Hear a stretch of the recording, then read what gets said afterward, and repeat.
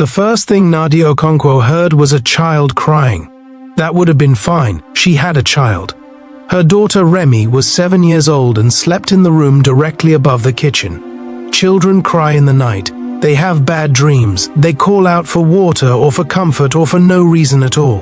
But Remy was not home. She was at her grandmother's house in Shreveport, 60 miles away. Nadia was alone, and the crying was coming from inside the wall. She stood in the kitchen at 11:47 at night, a glass of water in her hand, and she listened.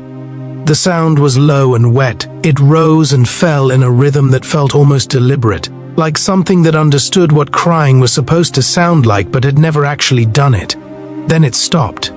Nadia Okonkwo stood in her kitchen in Beaumont, Texas, in a house she had lived in for 4 years, and she told herself what anyone would tell themselves in that moment. Pipes, old insulation, a possum in the crawl space.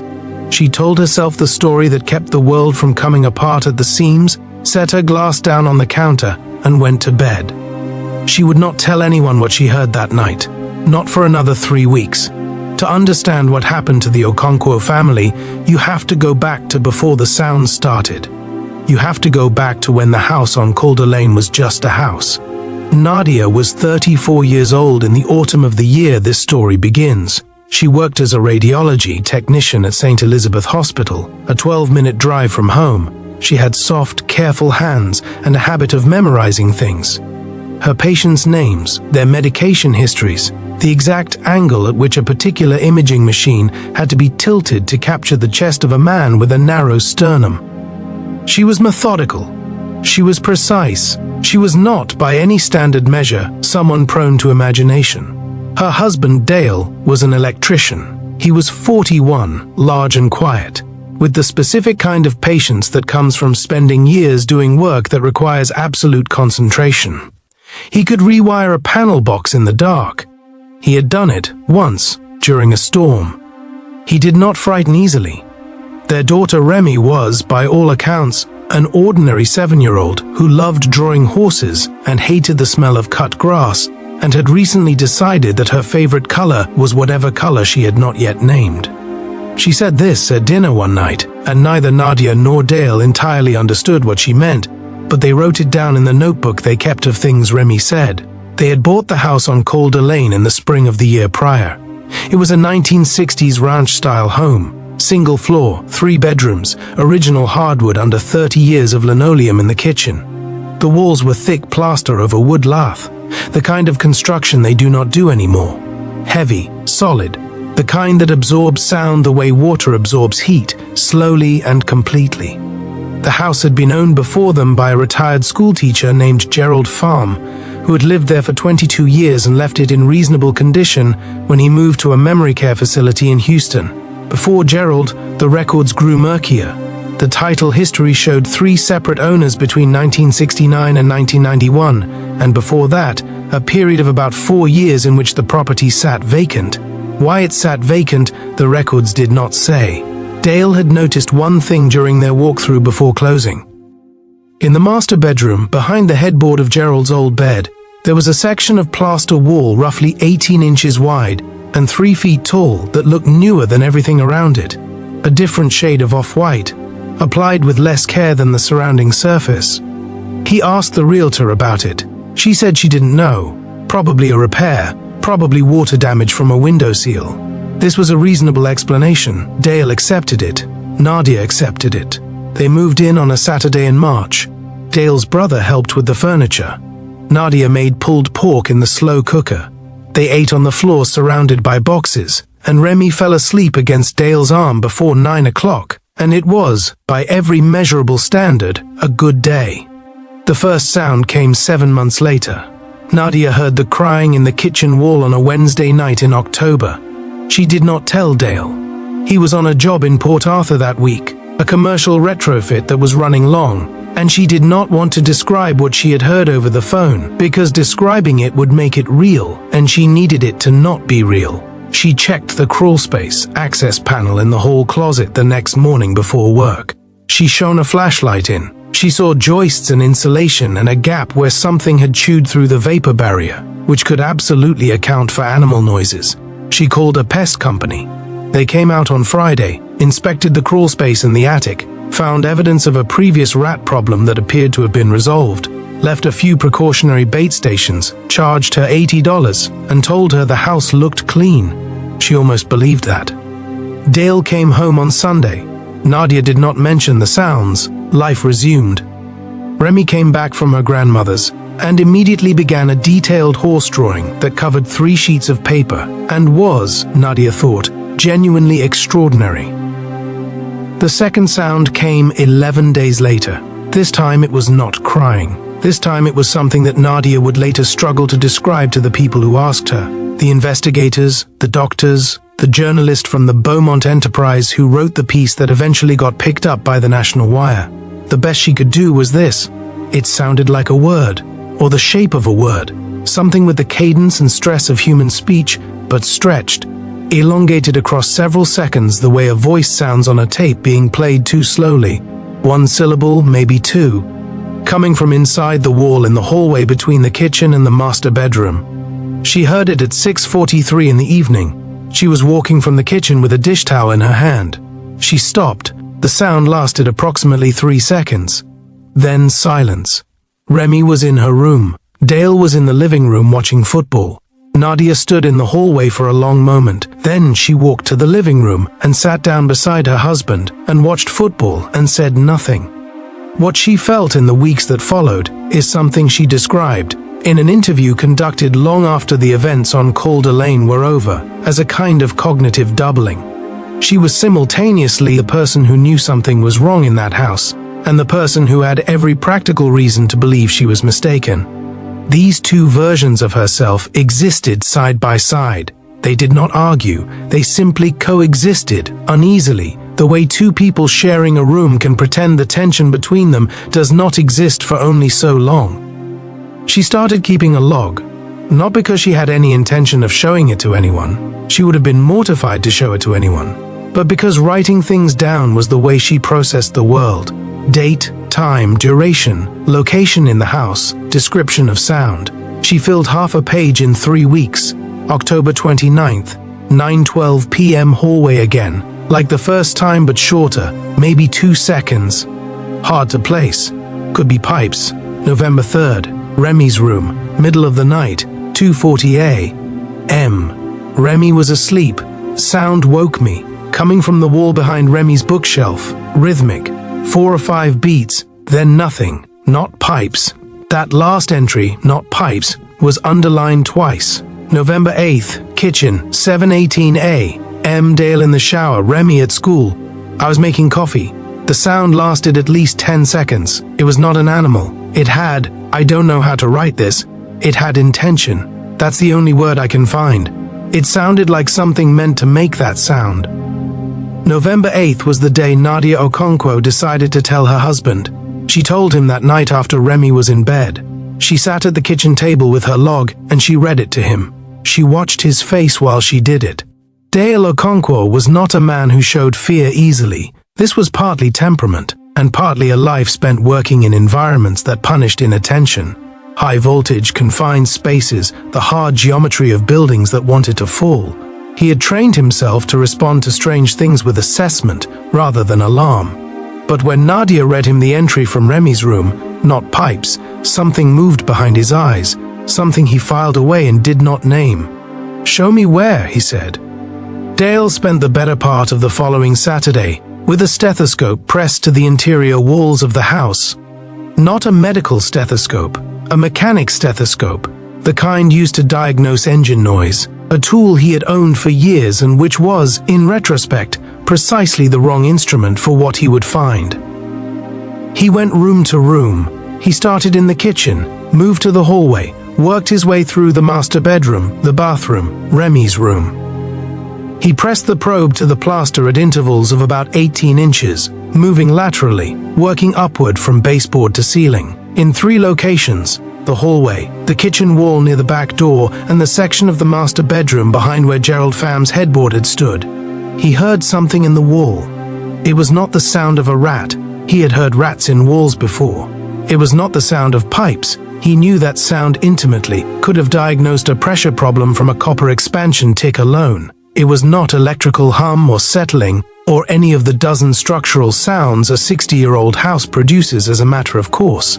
It was low, resonant, and when he listened to it through the stethoscope at the location in the master bedroom, that newer section of plaster, it was louder. Not dramatically louder, but unmistakably louder. As if whatever was producing the sound was closer there. As if whatever was producing the sound was near the other side of that wall. Dale pulled the stethoscope away. He looked at the wall. He put the stethoscope back. He listened for a long time. Then he went to the living room and sat down and stared at nothing for a while. And when Nadia came in and asked him what he found, he said, "I'm going to open the wall." She asked when. He said tomorrow. He did not open the wall the next day. He opened it 3 days later, and the reason for the delay was this: he needed to think about what he would find. He needed to prepare, not practically. He had the tools, it was not a complicated job, but in some other, harder-to-name way. He spent those 3 days coming home from work, eating dinner, putting Remy to bed, and then sitting in the kitchen with a beer he didn't drink, looking at the hallway wall. On the 4th day, he got up at 6 in the morning, before Nadia or Remy were awake, and he cut a 12-inch square of plaster out of the wall in the hallway. He was careful. He used an oscillating multi-tool to avoid the electrical lines he knew ran through that section. He had done a rough wiring assessment of the house before they moved in, the way electricians do. It was habit, and he cut through the plaster and the wood lath behind it, and he shone a flashlight into the cavity. He saw insulation, pink fiberglass batting, old and settled, and between the interior wall surface and the exterior sheathing on the far side, a space of about 5.5 inches, standard for a house built in the early 60s. Nothing was in the cavity. There was no animal, no nest, no foreign object. There was a faint smell that he would later describe as mineral, chalk and iron, like the inside of a very old building, but nothing that explained the sounds. He patched the hole with a piece of drywall and joint compound that didn't quite match and went to work. That night, at 11:10, the sound came from behind the patch. There is a particular kind of fear that is different from the fear of seeing something frightening. It is the fear of understanding that something is happening that you cannot explain, and that the inexplicability itself is the threat. It has no face, it has no solution. It simply persists, and every rational response you bring to it fails, and the failure accumulates. Dale and Nadia Okonkwo had reached that kind of fear by the 2nd week of November. They were not the kind of people who used words like haunted. They were both college-educated, both scientific by training and profession. Dale could draw the electrical schematic of any structure he had worked on from memory. Nadia spent her days inside the precise language of diagnostic imaging, where ambiguity was a problem to be resolved, not accepted. And yet, Nadia heard the sound from inside the wall in Remy's room again, on November 14th, at 2 in the morning, and this time Remy was awake. Nadia found her sitting up in bed, very still, looking at the wall behind the bookshelf. Not frightened exactly, attentive, the way a child looks when they are listening to something they are trying very hard to understand. "Mama," Remy said without turning around. "Yes, is someone living inside our wall?" Nadia sat down on the edge of the bed. She put her arm around her daughter. "No," she said, "there's no one in there." Remy was quiet for a moment. Then she said, "It sounds like it's trying to talk." Nadia held her daughter tighter and said nothing, because there was nothing honest she could say. The following morning she called her sister, Chiamaka, who lived in Dallas and was a licensed structural engineer. Nadia told her everything. Not the edited version she had been carrying alone. All of it, including Remy's comment about the wall trying to talk, which she had not been able to stop thinking about. Chiamaka listened without interrupting. When Nadia finished, she asked 3 questions. Was the sound consistent across locations? Yes, roughly. Had they done any significant renovation that might have disturbed load-bearing elements? No. Was the sound louder near the section in the master bedroom, the newer plaster? Yes, significantly. "That patch is wrong," Chiamaka said. "What do you mean?" "You said it was repaired sometime before you bought it. The age of the plaster is different. Someone closed that section of wall for a reason, and it wasn't water damage from a window. A window repair doesn't go behind a headboard, it goes at the window. Send me photos." Nadia sent photos. Chiamaka called back in 2 hours. "There's an anomaly in the wall cavity in that section," she said. I can see it in the way the plaster sits. There's a slight bow outward, barely visible, maybe a quarter inch. Something is taking up space inside that cavity that isn't supposed to be there. And then Chiamaka said something that Nadia would replay in her mind many times over the following days. "It's old," Chiamaka said. "Whatever's in there, it's been in there for a long time." Dale opened the master bedroom wall on a Saturday in late November. Chiamaka drove down from Dallas. They sent Remy to her grandmother's house again. 2 nights, no explanation beyond "we're doing some work on the house," which was not entirely a lie. The 3 of them stood in the master bedroom at 9 in the morning. Outside it was overcast, the flat grey light of a Gulf Coast November. Dale had the oscillating tool in his hand. Nobody spoke for a moment. "Big or small?" Dale asked. "Big," Chiamaka said. "I want to see the whole cavity." He cut a section approximately 2 feet wide and 3 feet tall, starting at baseboard height. The plaster came away in sections. The wood lath behind it was old, original, not replaced, but the plaster on top of it was not. And as the pieces came free, it became clear that someone had applied this plaster over the original surface, layering new over old, adding 2 inches of depth where there had not been 2 inches before. Behind the newer plaster, behind the older plaster beneath it, in the cavity between the interior wall and the exterior sheathing, they found the box. It was wooden, dark, possibly cedar or a similar rot-resistant wood, approximately 14 inches long, 8 inches wide, and 6 inches deep. It had been placed horizontally in the wall cavity, wedged between 2 studs, held in place by small wooden shims that had been cut and fitted with some care. It was wrapped in several layers of what had once been burlap sacking, and was now mostly deteriorated fiber, brown and friable, crumbling when touched. No hinges were visible, no latch, no markings. They stood and looked at it for a long moment. "Don't touch it yet," Chiamaka said. She pulled out her phone and took photographs. Dale looked at his wife. Nadia was very still. Her arms were crossed over her chest. She was looking at the box with an expression that was not quite fear and not quite curiosity, but something that occupied the border between them. "Who put that in there?" she said. Not to anyone in particular. Nobody answered. They moved the box to the kitchen table. Chiamaka photographed it from every angle. The shims that had held it in place were hand-cut. She could see the marks of a handsaw, not a table saw. The wood was old. She scraped a small sample from the bottom with a penknife and photographed the color and grain. "At least 40 years, she said, possibly more. The shims are even older, different wood, more degraded." They opened it. Inside, wrapped in the remnants of what had been cotton muslin, were several objects. 3 polished stones, hematite, or something like it, dark and faintly reflective. A folded piece of paper, which had deteriorated to the point where the writing on it was largely illegible, though a careful reading under Chiamaka's phone flashlight revealed what appeared to be a column of handwritten numbers. Dates, possibly, or coordinates, or both. A small brass object that none of them could immediately identify, roughly cylindrical, 2 inches long, with a threaded end and a series of small holes drilled in a pattern. And beneath all of these, pressed flat against the bottom of the box, was a thin piece of what appeared to be animal hide. On the hide, drawn in something dark and permanent, was a symbol. There are moments in any investigation, and this would eventually become an investigation, though not the kind Nadia or Dale had anticipated, where the accumulation of small strangeness tips over into something larger and harder to contain. The box was that moment for the Okonkwo family. Up until the box, there had been sounds. There had been a repaired section of wall. There had been unease and sleepless nights, and a log written in Nadia's careful handwriting. The box was different. The box was evidence of what exactly they did not yet know. Dale photographed the symbol on the hide and sent it to 3 people: his brother, who was a history teacher, a friend from his electricians' union who had an interest in folklore, and, on impulse, a professor at Lamar University in Beaumont, a Dr. Kofi Asante, who taught anthropology and whose faculty photo Dale had found after 20 minutes of searching for someone in the area who might know what they were looking at. Dr. Asante responded in 45 minutes. His response was brief, professional, and contained one line that Dale read 3 times before he showed it to Nadia. "I would very much like to see this in person.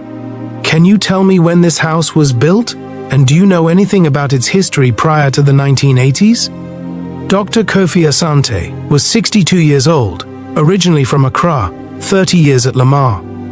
He had a white beard and the habit of touching his chin when he was thinking, and a voice that made everything he said sound like the beginning of something important, which Nadia found both reassuring and unnerving. He came to the house on a Tuesday evening with a canvas bag of equipment, magnifying lenses, small sample bags, a digital microscope that connected to his laptop, a paperback on material culture of the American South that he set on the kitchen table and did not open once. He examined the box for over an hour. He photographed the symbol on the hide at multiple magnifications. He was very careful with the deteriorated paper, holding it under the digital microscope at an oblique angle to catch whatever contrast remained between the faded ink and the paper beneath. He sat back in his chair and touched his chin. The symbol, he said, is consistent with a class of protective or containment markings that appear across several West African spiritual traditions and their New World derivatives. Hoodoo primarily in an American context. The specific form here I can't place exactly. It's not one I've seen before, which is notable because the tradition is largely oral and regional, and variations are common. Dale asked what containment meant. Dr. Asante was quiet for a moment. In this context, he said, it means that whoever placed this object in your wall believed they were sealing something inside, not protecting the house from something outside, sealing something in. He paused. The distinction matters. Nadia asked what the brass object was. Dr. Asante picked it up carefully, turned it in the light. I have a hypothesis, he said. I need to verify it. Can I take photographs and samples? He could and did. Before he left, he asked to walk through the house. He moved from room to room slowly, spending more time in the hallway and the master bedroom than anywhere else. He paused at the patched section of wall, now opened, and he looked at the cavity where the box had been, and he looked at it for a long time without speaking. Has anything else changed in the house? He asked, since you've been living here. Dale and Nadia looked at each other. The sounds, Nadia said. Since we opened the wall, she stopped. Since they had opened the wall, the sounds had been different, not gone. Different. There had been a period of several days after the opening where the house was completely silent, unsettling in its own way, a held breath quality, as if the house were pausing. Then the sounds had resumed, but the quality of them had shifted. They were less rhythmic now, less patterned. They had the irregular, searching quality of something that had been rearranged and had not yet settled into a new configuration. Nadia had not put this in her log. She had not known how to write it. Dr. Asante listened to her describe all of this. He did not appear surprised. He asked one more question. Has your daughter said anything further about the sounds? Nadia told him what Remy had said. It sounds like it's trying to talk. Dr. Asante nodded slowly, the way someone nods when a piece of information lands exactly where they expected it. He said he would be in touch. He was in touch 4 days later. He asked to meet at his office at Lamar. He had something to show them. His office was on the 3rd floor of the Humanities building, a small room crowded with books and artifacts in glass cases. He had them sit across from his desk, and he opened his laptop and turned it toward them. On the screen was a scanned document, old paper, typed text, the formatting of an official report. It was a property assessment from 1967, conducted by the city of Beaumont for purposes of a neighborhood rezoning study. The address listed was a property on Calder Lane, not their address, an adjacent address. Read the remarks section, Dr. Asante said. The remarks section was dense and bureaucratic, the language of a municipal assessor, but embedded in the boilerplate was a paragraph that stood out, written in a slightly different register, as if a different person had added it. Property owner on record declined standard interior inspection. Neighboring resident, Mrs. Afontenote, 412 Calder Lane, reports persistent reports of vocalizations from the structure at night, source unknown. Previous owner, listed as C. Hebert, acquired 1958, died 1963, property held in estate, known to maintain private practices of a non-standard religious nature. Recommend follow-up inspection. Follow-up conducted March 14, 2067. No access granted. Dale read it twice. Vocalizations, he said. Yes, Dr. Asante said, from the structure. That's what it says. Nadia asked, what address is this? Dr. Asante told her. It was the house next door to theirs, the house that had been demolished in 1979 and replaced with the one that currently sat there. A brick ranch that belonged to a retired couple named the Beauchamps, who grew tomatoes and kept a very organized garage. The house on the other side of the wall from their kitchen, the wall in which Nadia had first heard the crying. There is a theory, advanced by several researchers in acoustic engineering, that under certain conditions, specific wall cavity dimensions, specific material compositions, specific atmospheric pressure, a closed cavity can act as a resonator. Not in the way a musical instrument resonates, producing clear tones, but in the way a closed room resonates to very low-frequency vibration. Infrasound, below the threshold of conscious hearing, but not below the threshold of effect. Studies have connected infrasound exposure to a range of experiences that their subjects consistently describe in similar terms: unease, the sensation of being watched, peripheral visual anomalies, and, in several documented cases, auditory hallucinations. The perception of voices, or of crying, or of sounds that have the shape and cadence of human speech but no identifiable source. This is one theory. It is not the only theory. Dr. Asante's research took him, over the 3 weeks following his meeting with the Okonkwo's, into the property records of Beaumont's older residential neighborhoods, into the archive of the Jefferson County Courthouse, and into several conversations with elderly residents of the area who remembered the Calder Lane neighborhood before its mid-century renovation. What he found was this: the man named C. Hebert, who had owned the adjacent property until his death in 1963, had arrived in Beaumont from southern Louisiana sometime in the early 1940s. He was known in the neighborhood by a nickname. The assessor's document called him by his name, but the people Dr. Asante spoke with, those old enough to remember, used a different term. They called Himmel Guardian, the keeper. What he kept, they were less specific about. An older woman named Octavia Turod, 91 years old and sharp as a blade, who had grown up 2 blocks from Calder Lane, told Dr. Asante that her mother had forbidden her from walking past Hebert's house after dark. She said her mother had told her that Hebert had things in his house that he'd brought up from the Bayou country, things he'd been given or inherited or taken, things that had voices. Dr. Asante asked her what kind of things. She looked at him for a long time. Old things, she said, things that don't have names in English. He asked if she knew anything about the house next door to Hebert's, the house that now belonged to the Okonkwo's. She said she knew the man who had built it, a man named Eustace Delacroix, who had bought the land in 1959, 2 years before construction. She said Eustace had been a practical man, not given to the kind of practices Hebert went in for. But she said he had been Hebert's neighbor, and that people who lived near Hebert long enough sometimes found things in their houses that Hebert had left there. What kind of things? Dr. Asante asked again. Things that were supposed to stay quiet, she said, and sometimes they did. She paused, and sometimes they didn't. Dr. Asante believed after weeks of research that what the Okonkwo's had found in their wall was a specific type of object, the brass component. Once he had examined it under magnification and compared it to records, in several ethnographic archives, that was used in a tradition of spiritual practice with roots in Haitian Vodou and its Louisianan derivatives. The practice involved the creation of a vessel, the box in this case, into which something was believed to be drawn and contained. He was careful about the language he used when he explained this to Dale and Nadia. He did not say the word spirit, he said entity. And then he said he was using that word not as a supernatural category, but as a phenomenological one, something that was being treated as if it were an entity by the person who made the box. Nadia asked him whether the brass component, which he had identified as a type of closure mechanism, a stopper of sorts, designed to be seated in a hole in the box's base that she had not initially noticed, whether it had been properly seated when they opened the box. Dr. Asante said it had not been. It had been displaced, possibly by decades of settling in the wall cavity, or possibly by the vibration from Dale's cutting tool. Either way, the closure had not been intact. Dale asked what that meant. Dr. Asante chose his words carefully.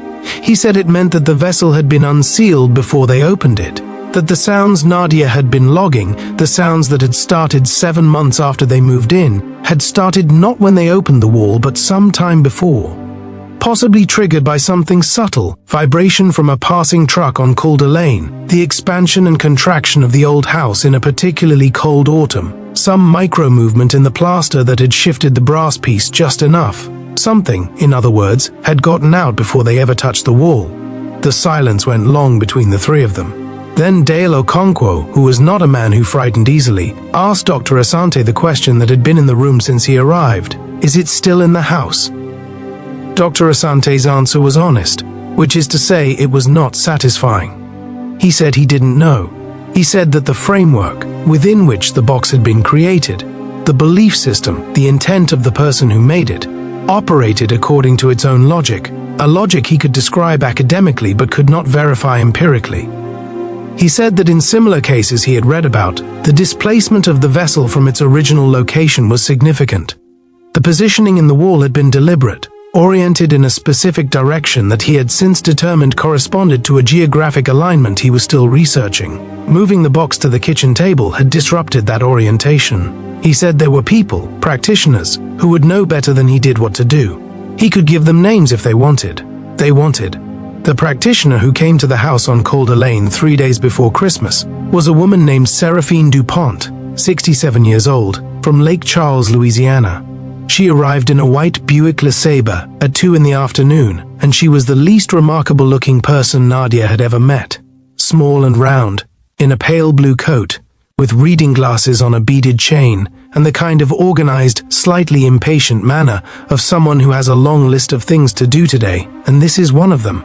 She walked through the house without introduction, without asking permission, moving from room to room with her head slightly tilted as if she were listening to something. She spent 4 minutes in Remy's room. She spent 12 minutes in the master bedroom. She spent less than 30 seconds in the kitchen. She came back to the living room where Dale and Nadia were waiting, and she sat down across from them and folded her hands in her lap. "It's tired," she said. Neither of them spoke. Whatever is in this house, it has been inside that box for a very long time, and it has been out of the box for long enough to know it's out. She paused. "It's not malicious. I want you to understand that. It's not a threat. It's confused, I think. It doesn't know where it is or when it is. It keeps calling because it doesn't understand that no one is coming." Nadia thought about Remy's words. "It sounds like it's trying to talk." "What is it calling for?" she asked. Seraphine looked at her for a long moment. "Home," she said. "It's calling for home." What happened next is difficult to describe without sounding either clinical or credulous, neither of which does it justice. Seraphine DuPont spent 4 hours in the Okonkwo house on the Saturday before Christmas. She brought things from the white Buick. She worked in the master bedroom, in the hallway, in Remy's room. She asked Dale and Nadia to stay in the living room, which they did, sitting on the couch, not quite holding hands, listening to the particular quality of silence that Seraphine's work produced. Dale described it afterward as the silence of a room after an argument ends. Not the silence of peace, the silence of resolution. The moment after something has been said that could not be unsaid, and the air takes a moment to absorb it. At 6:44 in the evening, Seraphine came out of the hallway and washed her hands in the kitchen sink and accepted a glass of water and sat down. "Done," she said.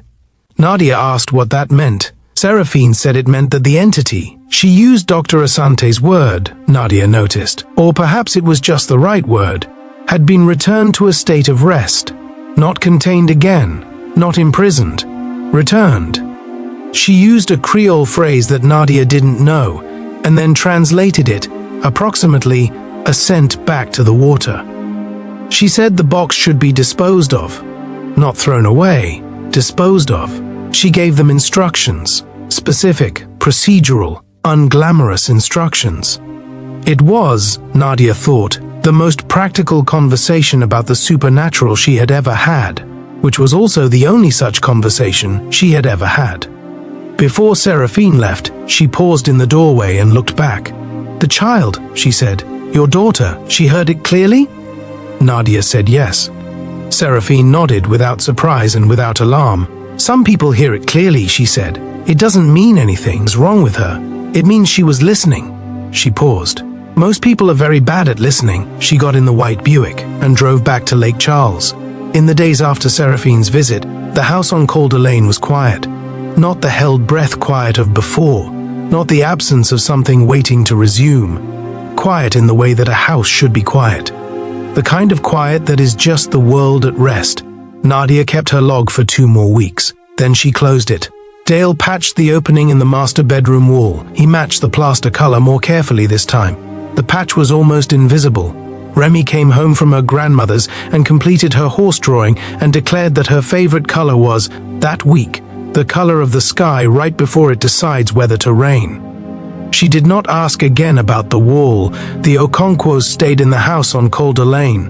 Some people, in subsequent interviews, found this remarkable. Nadia did not. She said the house was their home. She said the presence of an old and difficult thing in its walls didn't change that.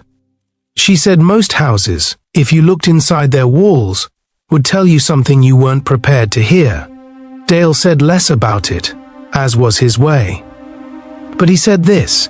In his work, he had pulled open walls in buildings all over southeast Texas, and he had found remarkable things.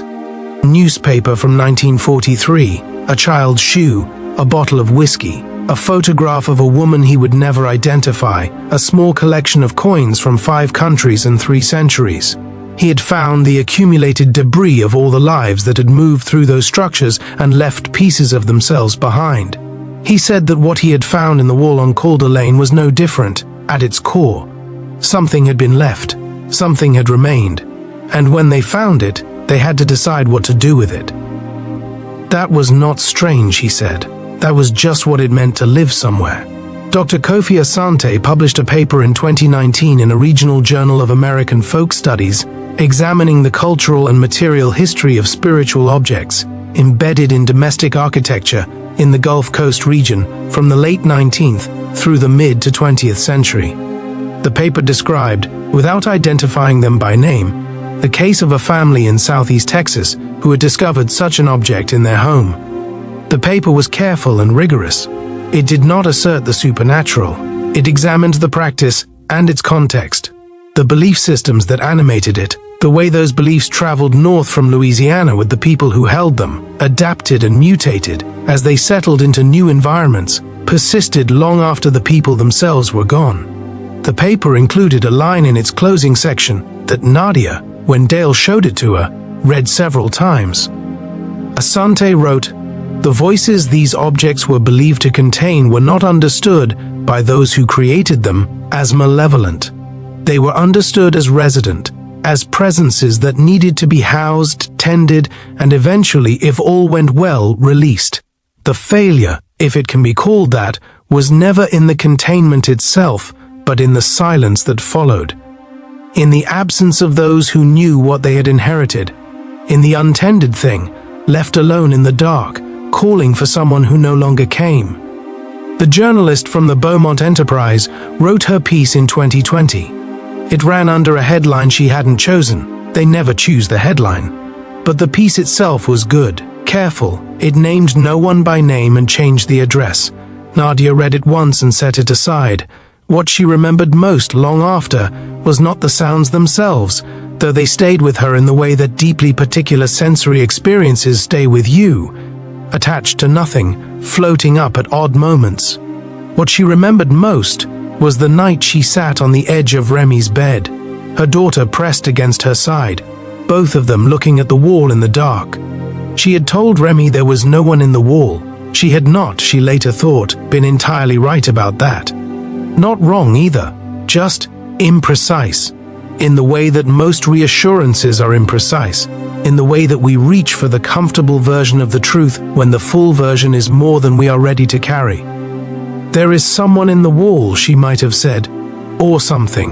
"It is very old and very far from home, and it is trying to tell us something we don't have the language to hear. And the honest answer to your question is that we don't know what it is, or what it wants, or how long it has been here. But it has been here longer than us, and it will probably be here after us. and the best we can do is listen carefully and not be cruel. That, she thought, would have been the true answer. She hadn't been ready to give it. Gerald Pham, the retired schoolteacher who had lived in the house on Coeur d'Alene for 22 years, was tracked down at his memory care facility in Houston by the journalist from the Enterprise, who asked him, with his facility director's permission, whether he had ever experienced unusual sounds during his tenure in the house. Gerald was 84 years old. His memory on most subjects was significantly compromised. He drifted through decades, lost threads, picked them up again in the wrong order. He had days when he knew where he was, and days when he did not. But when the journalist asked him about the house on Coeur d'Alene, he became very still and very focused.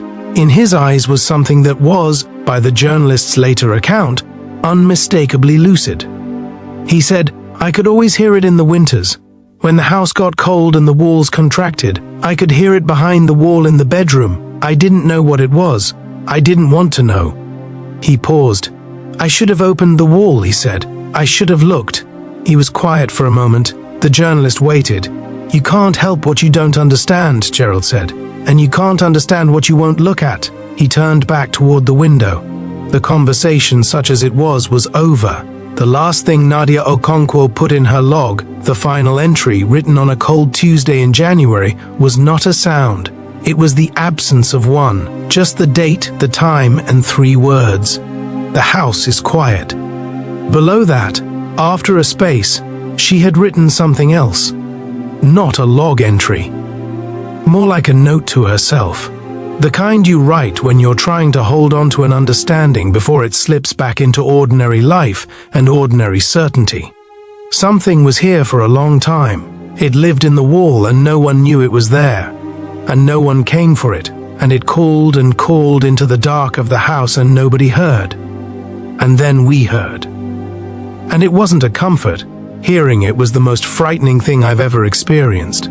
But I think it mattered that we heard. I think the listening mattered, even if we didn't understand, even if all we did was finally let it be known. Maybe that's all any of us can do for the things we find in the walls. Acknowledge them, witness them, let them know they were not entirely alone. She closed the notebook. She put it in the drawer of her nightstand, where the wall was solid and cold and completely, absolutely silent, and she went to sleep in her home.